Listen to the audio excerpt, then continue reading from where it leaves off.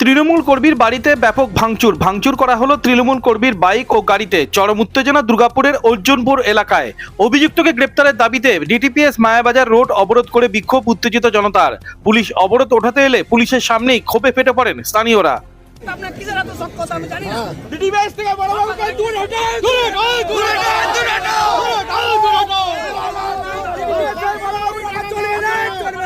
বুধবার বিকেলে অর্জুনপুর গ্রামের বাসিন্দা মলয় মণ্ডল নামে এক তৃণমূল কর্মীর বাড়িতে আচমকা একদল দুষ্কৃতী হামলা চালায় বলে অভিযোগ। ভাঙচুর করা হয় তার বাইক ও ঘরের জিনিসপত্র। অভিযোগ বাপি বাউরি নামে এক সিপিএম কর্মী ও তার দলবলের দিকে। ঘটনার সূত্রপাত তো আমি কিছুই জানি না। আমি ঘুমাচ্ছি, আমি অসুস্থ, ঠান্ডা লেগেছে। 5:30টার সময় হঠাৎ বাড়িতে আওয়াজ পাচ্ছি, ধুমধারাক্কা আওয়াজ পাচ্ছি। তো আমি অকথ্য ভাষায় গালাগালি, একদম একটা মব এসেছে। আমার সামনে একটা 4 চাকা দাঁড়িয়ে থাকে, সে 4 চাকাটাকে ভাঙার আওয়াজ পাচ্ছি বাড়িতে। তো আমার বাড়িতে সমস্ত দরজা জানলা বন্ধ করে আমাকে তখন সেভ করে দিয়েছে। এই অবস্থায় অকথ্য অত্যাচার পরে আমার মায়ের মুখে যেটা শুনেছি, যারা এসেছিল তারা বারবার বাপি বাউরির নাম করছিল। বাপিদাকে কেউ জানিয়ে দিই, যাওয়ার হয়ে গেছে। কে এই বাপি বাউরি? বাপি বাউরি আমাদের এলাকার একদম সিপিএমের মানে নেতা। আর আমরা টিএমসি করি। আমাদের যদি টিএমসি করা যদি অপরাধ হয়ে থাকে তাহলে আমি অপরাধ করছি। তিনিও তো তৃণমূল করেন না। না, উনি কোনোদিনও তৃণমূল করেন না। উনি তো তৃণমূল করেন না। ওনার ছেলেকে দরকার পড়লে একবার টিএমসি ঝান্ডা ধরে, রাত্রেবেলাতে আবার সিপিএমের পতাকা তুলে দেখাতে। ওনার ছেলে ছিল, ওনার ছেলের আরও 3-4টে বন্ধু ছিল, মানে যেগুলোকে আমরা জানতে পেরেছি। ঘটনা প্রতিবাদে বুধবার সন্ধ্যা থেকে মায়াবাজার ডিটিপিএস রোড অবরোধ করে বিক্ষোভ শুরু করে স্থানীয়রা। দাবি ওঠে অভিযুক্তদের গ্রেপ্তার করতে হবে।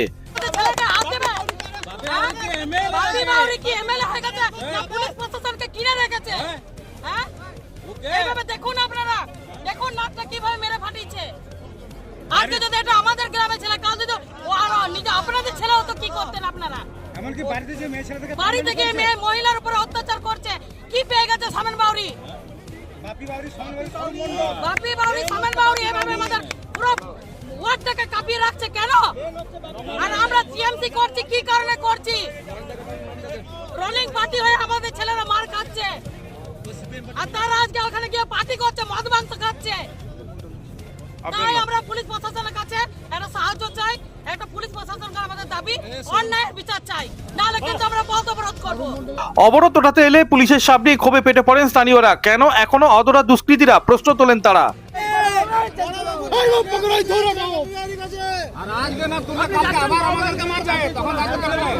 পুলিশের বাপি বাড়ি ঘরে বাথরুম পরিষ্কার করবে।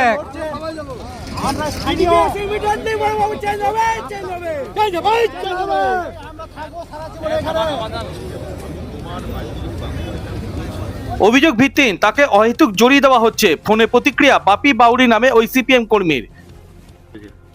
আমি বলি তো কি ভাঙাযোগ করেছে? বাপি বাউরি ছিল কাউকে জিজ্ঞেস করুন স্যার। আমি বলি একবার জিজ্ঞেস করুন ওকে যে বাপি বাউরি করে ছিল, বাপি বাউরি করে ছবি আছে? আমার টিম মানে গোটা গাঁটে, আমার মহিলা ফলে সব গোটা গাঁটে আমার। তো আমি দায়ী হয়ে গেলাম? ওর কি অন্যায় করেছে সেদিকে জিজ্ঞেস করুন ওদিকে। আমি দায়ী? আমার শ্বশুর মারা গেছে, আমি 5টার সময় আমি বাড়ি ঢুকি। এটা তৃণমূলের অন্দরের দ্বন্দ্ব। ডিবিসি টেন্ডার সংক্রান্ত বিষয় নিয়েই এই অশান্তি। পাল্টা প্রতিক্রিয়া সিপিআইএম ও বিজেপি নেতৃত্বের। দেখুন, এখানে বিজেপির কিছু বলার নেই। এটা সম্পূর্ণভাবে তৃণমূলের গোষ্ঠীদ্বন্দ্বের ফল। এবং ডিবিসিতে যে 8,000 কোটি টাকার একটা বড় প্রজেক্ট আসছে এবং সেখানে এলাকা দখলের বিষয় নিয়ে লড়াই।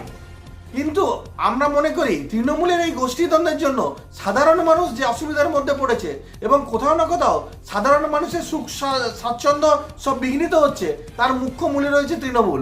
এবং এর সম্পূর্ণ দায় তৃণমূলকেই নিতে হবে। যদি এরপরে এলাকায় কোনো অঘটন ঘটে, তার দায় সম্পূর্ণভাবে তৃণমূলের ঘাড়েই যাবে। এবং প্রশাসনকে আমরা অনুরোধ করব, নীরব দর্শকের ভূমিকায় না থেকে এর বিরুদ্ধে কড়া পদক্ষেপ নেওয়া উচিত। তা না হলে সাধারণ মানুষের যে শান্তি এবং নিরাপত্তা রয়েছে সেটা বিঘ্নিত হচ্ছে এবং সাধারণ মানুষ অতিষ্ঠ। দেখুন, তৃণমূল কংগ্রেস যে কথা বলছে এটা হাস্যকর ছাড়া অন্য কোনো বিষয় নয়। বিষয়টা হচ্ছে 2017 সালে যখন নির্বাচন হয়েছিল, এই তৃণমূল কংগ্রেসই বলেছিল সিপিএম শূন্য, সিপিএম কোনো জায়গায় নেই।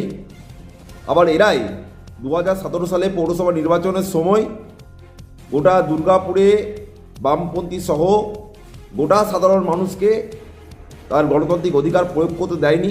বন্দুক বোমা দিয়ে প্রত্যেক মানুষের গণতান্ত্রিক অধিকারকে হরণ করেছিল। আজকে তারা আবার সিপিএমকে দেখতে পাচ্ছে, সিপিএমের ভূত দেখছে। আমরা বলছি কোনো দুর্নীতি, অনৈতিক কাজ বা গুন্ডাগিরির সঙ্গে সিপিআইএম যুক্ত নয়। যদি অভিযুক্তকে পুলিশ গ্রেপ্তার না করে তাহলে বৃহস্পতিবার সকাল থেকে ফের আন্দোলন শুরুর হুঁশিয়ারি আন্দোলনকারীদের। দুর্গাপুর থেকে অনুরাধা সেনগুপ্তর রিপোর্ট, খাঁটি খবর।